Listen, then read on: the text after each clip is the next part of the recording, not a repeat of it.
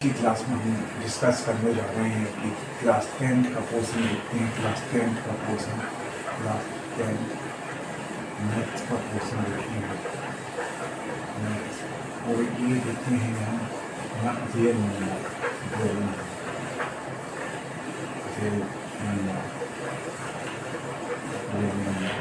Chapter first है real number में हम रेशनल नंबर देखेंगे।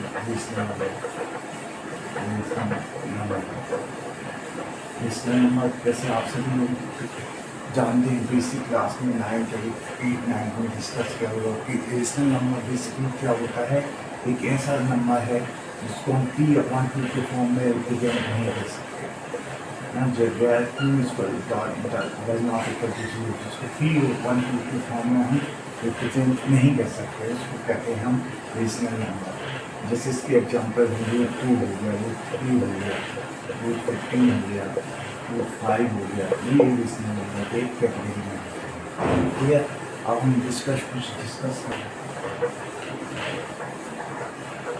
हम इसमें NCERT के एग्जाम्पल देखेंगे। NCERT एग्जाम्पल्स तो करेंगे। एग्जाम्पल में सबसे पहला क्वेश्चन है कि √3 so that √3 is a number। हमको शो करना है कि √3 क्या है, इरेशनल नंबर। तो सबसे पहले हम सॉल्व करेंगे। क्या सॉल्व करेंगे कि हम √3 जो इरेशनल नंबर है उसको सबसे पहले हम इसको ये अज्यूम करेंगे। we assume that the quantity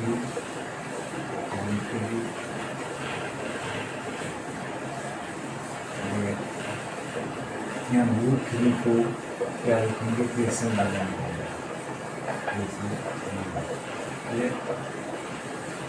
अब √3 अभी रेशनल नंबर है, मतलब √3 को हम इस तरीके से रिप्रेजेंट करेंगे। ए अपॉन बी के फॉर्म में, वेयर ए एंड बी क्या है, और द प्राइम को प्राइम। हम सबसे पहले इस चीज़ को डिफाइन करते हैं कि को प्राइम मतलब होता है कि इनके जो फैक्टर बनेंगे वो 1 कॉमन रहेंगे। 1 कॉमन रहेंगे, ए और बी में क्या होंगे, 1 कॉमन रहेंगे ना, तो 1 ही कॉमन फैक्टर है, को प्राइम इसको कहते हैं। And b does not equal to 0। ठीक है, ये हो गया। अब हम इसको इस तरीके से लिख सकते हैं, ए बराबर √3 बी बराबर, इसका स्क्वायरिंग करेंगे तो स्क्वायरिंग करेंगे हम बोथ साइड तो क्या होगा, A square upon √3 B square 3b square. ठीक है, अब हम इसको, ये हो गया A square upon A square equal to 3b square. अब हम इसको ऐसे लिख सकते हैं क्या बी स्क्वायर क्या होगा, equal to a square upon 3 के फॉर्म में होगा। ठीक है, ऐसे लिख सकते हैं। अब इसको ऐसा लिखेंगे तो इससे एक बात क्लियर होती है, ए स्क्वायर इज डिवाइडेड बाय 3। हम थ्योरम 1 हम जानते हैं कि ए स्क्वायर डिवाइडेड बाय 3 है, तो ए डिवाइडेड बाय 3 है। ठीक है, लिख सकते हैं। अब हम ये कर सकते हैं क्या कि हम जैसे we assume that कि हम जो ए है, ए को 3c मान,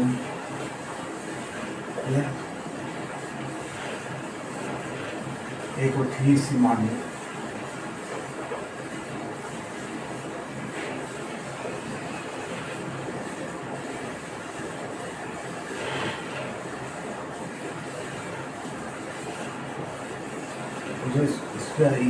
ये फर्स्ट है वही इक्वेशन।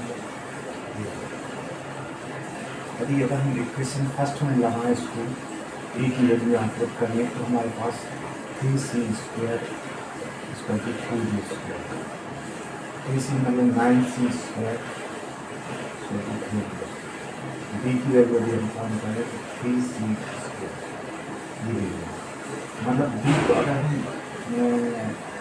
c स्क्वायर यानी b यहाँ पे c स्क्वायर लिखेंगे तो b स्क्वायर अपॉन 3 लिख सकते हैं. ये लिख सकते हैं. इससे दो चीज़ क्लियर हो गई. अगर b क्या है is divided by 3, b square divided by 3 and b is divided by 3. ये चीज़ क्लियर है. अब इस कैटेगरी से और इस कैटेगरी से हमें एक चीज़ क्लियर आता है वो है 3 है. लेट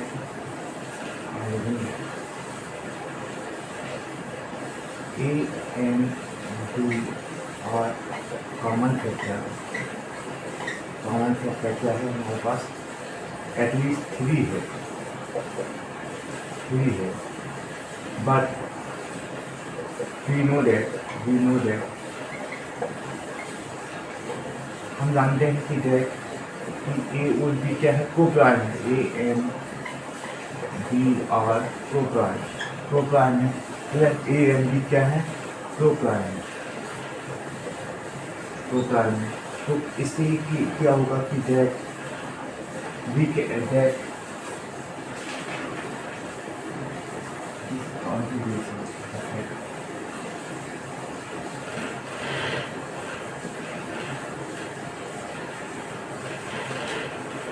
इसमें एक लाइन लिखेंगे कंट्रीब्यूशन मतलब हमने जो माना था वो horizon that incorrect we assume incorrect assumption that incorrect assumption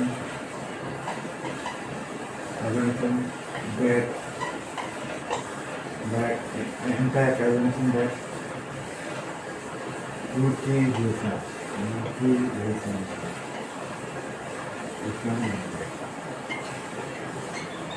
हमने मतलब जो माना था वो √3 रेशनल नंबर है वो इनकरेक्ट है क्योंकि हमें इसमें ए और बी में क्या कॉमन फैक्टर मिल रहा थी. लेकिन हमने जो अज्यूम किया था कि ए और बी क्या है को-प्राइम मतलब इसमें सिर्फ कॉमन फैक्टर 1 ही रहेगा.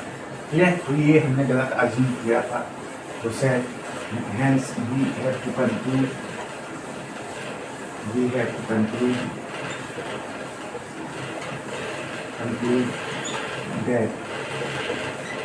that √3 is irrational. √3 क्या है irrational है. √3 क्या है irrational है. ये हमने प्रूव कर दिया. सबसे पहले क्या करना है इसको हम थोड़ा सा सवाल में बता दें. √3 को ए और बी के रिस्पेक्ट में लेना है. ए की वैल्यू निकालना तो ये 3 ए स्क्वायर क्या होगा 3b स्क्वायर हो जाएगा. अगर बी फॉर्म में लिखें तो ए स्क्वायर बाई 3 मतलब इसलिए क्लियर होता है कि ए स्क्वायर डिवाइडेड बाई 3 है और एक डिवीजन ओवर बाई 3 है. ये ऑल्सो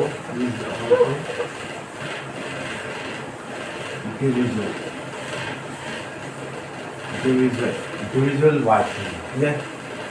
ये चीज़ हो गई. अब ये सेम इसी तरीके से हम एज और 3 लिखते हैं वेयर जो सी है वो क्या है इंटीजर है. ये इसका स्क्वायर करते हैं तो एक ही सी स्क्वायर हो जाए. इसको इस वैल्यू को हम क्या इक्वेशन 1 में पुट करते हैं. इस इक्वेशन में पुट करते हैं तो ये दिया जाएगा. इस इक्वेशन में पुट करते हैं.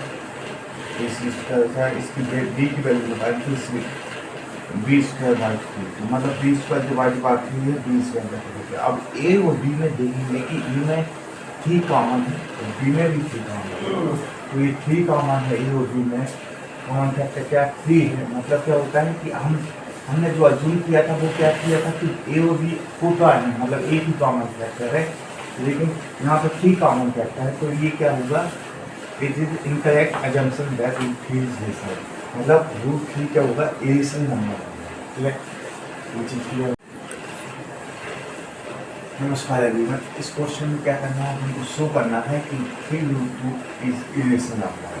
तो सबसे पहले क्या लेते हैं कि जो हमें इरेशनल नंबर प्रूव करना है उसका जस्ट अपोजिट हम 3√2 को हम रेशनल लेते हैं। रेशनल क्यों लेते हैं कि हमें a अपॉन b के फॉर्म में इसको रिप्रेजेंट करना है। a अपॉन b के फॉर्म में इक्वल करते हैं तो यहाँ से 3 पर यहाँ से ले जाते हैं, √2 इक्वल टू a अपॉन 3 ले जाता है। a और b क्या है, कोई प्लान नहीं है, मतलब सिर्फ ओनली वन कॉमन फैक्टर है, b does not equal to 0।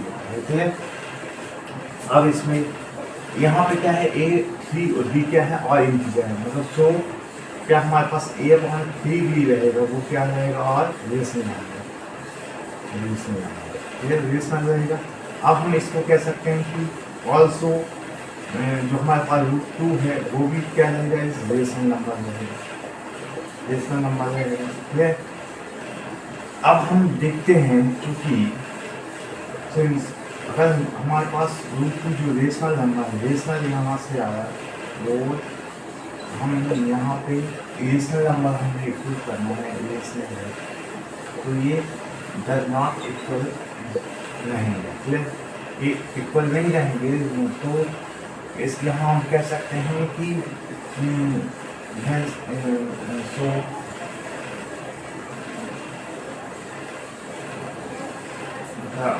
quantization then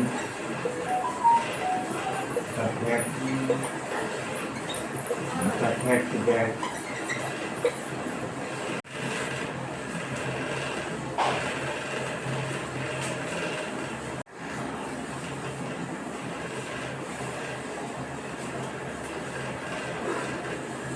नमस्कार एवरीवन। आज की क्लास में हम देख रहे हैं कि 5 - क्या है, इरेशनल नंबर है। ठीक है, ये हमको शो करना है, यानी हम इसकी जस्ट अपोजिट में लेते हैं कि 5 - हमारे पास रेशनल नंबर है। रेशनल मतलब ए अपॉन बी के फॉर्म में है, और ए और बी क्या है, प्रूफ नंबर है। ठीक है, b does not equal to 0। इसको इस तरीके से लिखा है तो हम इसको इस तरीके से लिख सकते हैं कि ये 5 - ये आ जाएगा, इसको अपन इस तरीके से लिख सकते हैं। ठीक है, और हम ये जानते हैं कि ये वैल्यू आई है 5 - ये रेशनल नंबर है, तो ये भी क्या होगा, रेशनल नंबर। लेकिन ये रेशनल मार्जिन क्या हुआ, ये रेशनल नंबर है तो ये डज नॉट इक्वल रहेंगे। ठीक है, तो इनकरेक्ट एज्यूम हमने जो इनकरेक्ट एज्यूम किया था कि 5 रेशनल नंबर है, सो कंक्लूड दैट 5 - √3 क्या है, रेशनल नंबर। ठीक है, ये कंक्लूड है। ठीक है, फिर अपन को रेशनलाइजिंग करना है तो उसको दर्शाना है कि वो गलत है, तो मतलब वो जो तथ्य हम जो ले रहे हैं वो इरेशनल नंबर हो जाएगा। क्लियर है अभी आज की